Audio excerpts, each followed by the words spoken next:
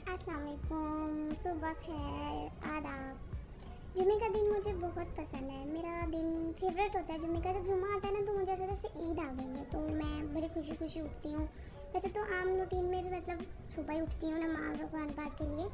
तो नमाज़ पढ़ी, फिर मैंने कुरान पाक पढ़ा, उसके बाद मैं लेट गई रोज़ की तरह। फिर सोचने लगी कि क्या इस टाइम फ्रिज में कुछ पड़ा होगा।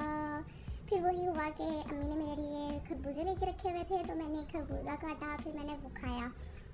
वो खाने के बाद फिर मेरी बहन का मैसेज आ गया, गुड मॉर्निंग। फिर मैंने भी उसको रिप्लाई दिया गुड मॉर्निंग का। फिर हमारी कुछ बात हुई। फिर उसके बाद वो काम के लिए चली गई। वो कही कि मैं काम करने जा रही हूँ, जब फ्री होंगी तब मैसेज करूँगी। मैंने कहा ओके ठीक है।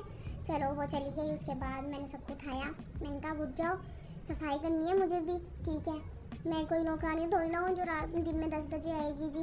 बाकियों घरों का काम निपटा के इसी घर में रहती हूँ। तो सो सब उठ गए। मम्मा तो पहले ही सो उठी हुई थी, जो बाकी थी मेरी मतलब सिस्टर्स, उनको उठाया मैंने। फिर मैंने सफाई करी। सफाई करने के बाद मैंने बड़े भाई के लिए नाश्ता बनाया, उसको दे दिया। उसको देने के बाद मैं कमरे में, क्योंकि जो मेरा छोटा भाई थोड़ा लेट जाता है इसलिए मैंने अभी नहीं बनाया उसका, मतलब ताज़ा ही बना के देती हूँ। जब बनाना सिलेंडर पे तो इंसान आस्ता आस्ता बनाने। अब आप सोच रहे होंगे सिलेंडर, यस मैंने लेट नाश्ता इसलिए बनाया कि गैस चला गया था, हमारे घर गैस नहीं है इसलिए मैं सिलेंडर पे ही बनाती हूँ। तो फिर मैंने भाई को नाश्ता दिया, अब्बू का नाश्ता दिया। फिर अब्बू की कॉल आ गई कि 2 बंदों का एक्स्ट्रा खाना भेजना है। सो फिर वो पराठे बनाए, और गर्मी इतनी है कि मत पूछो कितनी गर्मी है, बर्दाश्त ही नहीं होती, इतनी ज़्यादा गर्मी है। उसके बाद करते कराते मुझे 11 बज गए थे। 11 बजे के बाद मैंने अपने कपड़े प्रेस करे। कपड़े प्रेस करके मैंने रख दिए। फिर मैंने लैपटॉप ले लिया। और ड्रामा देखना मुझे बहुत पसंद है, इतना पसंद है कि मेरा भाई मुझे कहता है तो ड्रामा क्वीन बनती जा रही है। कम डायलॉग बोला गया तो बोल बोल के ना ड्रामे देख देख के ड्रामा बनती जा रही है। और वाकई ये रियल है।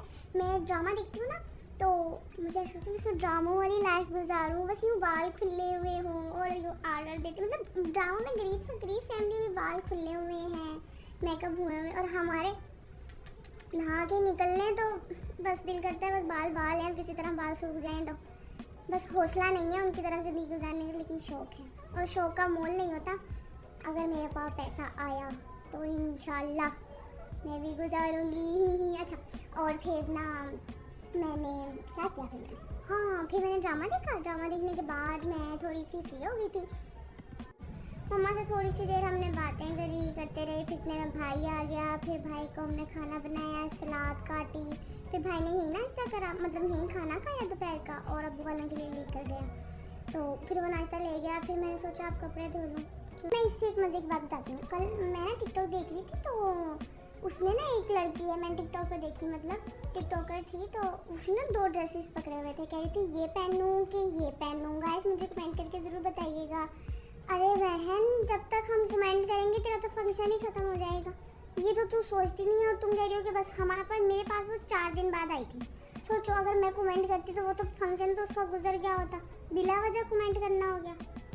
मैंने कहा हद हो गई, ये भी तरीके होते हैं मतलब। अच्छा, तो फिर मैंने कपड़े धोए। कपड़े धोने के बाद मैंने फिर क्या किया, हाँ फिर मैं नहाने चली गई थी।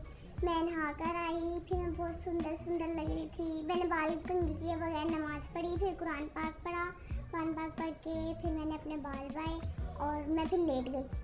फिर मैं लेटी तो भाई समोसे ले आया, क्योंकि बड़ा भाई जो था वो नमाज़ पढ़ने गया हुआ था। वैसे ना हमारे जुमे वाले दिन ना नमाज़ सब इकट्ठी पढ़ते हैं, मतलब अब्बू वाले नमाज़ पढ़ने बैठ जाते हैं।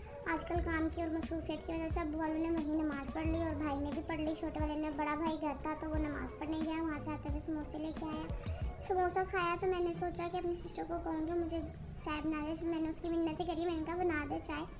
वैसे मुझे किसी के हाथ की चाय पसंद नहीं है। फिर उसने बना दी मुझे चाय। फिर मैंने चाय मंगवा कर और मैं बेड पर लेट गई, मतलब मैंने उसको कह दिया चाय का, बट मैं बेड पर लेट गई। बेड लेट के मैंने ना लैपटॉप ऑन करा और ना एयरबड्स लगा कर मैंने कॉली लगा ली।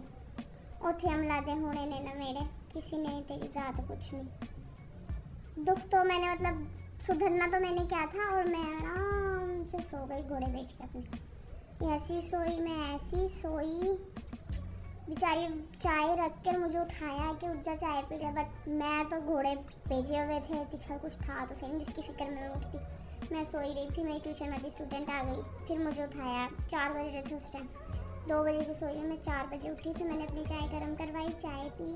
तो इस देर बैठी थी, इतना अच्छा मौसम था, बहुत अच्छा। फिर मैंने सोचा कुछ लिखा जाए इस मौसम के लिए। और फिर मुझे ना मतलब 3 दिन हो गए थे, अब्बू भी घर नहीं आए थे, मुझे बहुत याद भी आ रही थी अब्बू की। तो फिर मैंने एक पोइट्री लिखी, मैं आपके साथ शेयर ज़रूर करती हूँ, 1 मिनट बस। हम बेटियाँ बनकर आई हैं माँ बाप के जीवन में, बसेरा होगा हमारा कल किसी और के आंगन में। देकर जन्म पाल कर हमको बड़ा किया, और फिर वक्त आने पर हमको हाथों से विदा किया। क्यों ये रीत खुदा ने बनाई होगी, आज नहीं तो कल बेटी पर आई होगी। क्यों ये रिश्ता इतना अजीब होता है,